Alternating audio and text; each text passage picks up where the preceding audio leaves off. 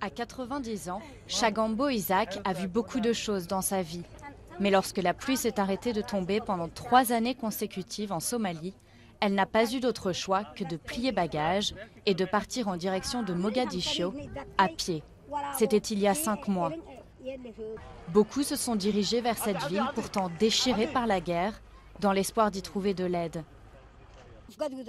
Nous n'avons jamais eu à quitter notre domicile lors des sécheresses précédentes. Mais il était bien trop difficile de rester à Ouagit pendant celle-ci. Alors nous sommes venus ici. L'état de famine a été déclaré il y a 6 mois dans 6 régions de la Somalie, y compris à Mogadiscio. Depuis, 3 régions du sud ont été rétrogradées à l'état d'urgence, mais pas ici. Pourtant, des progrès ont été faits. Des centres de ravitaillement, comme celui-ci, ont aidé à réduire les taux de mortalité et de malnutrition. On y distribue entre 5 et 6 milliers de repas chauds par jour. Il y a eu beaucoup de progrès de faits ces derniers mois, parce que des gens du monde entier sont venus nous aider.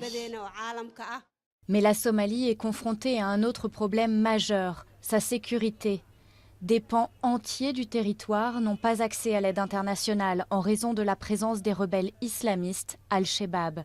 Et même si les tensions se sont apaisées dans la capitale ces dernières années, les attentats font partie du quotidien. Conséquence, toujours plus de victimes.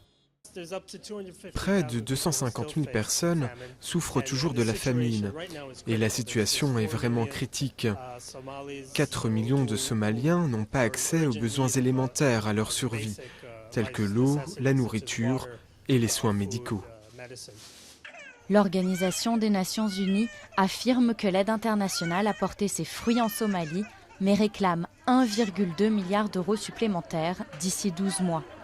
Une somme qui sera investie dans des projets à long terme, de façon à éviter qu'une telle crise humanitaire se reproduise.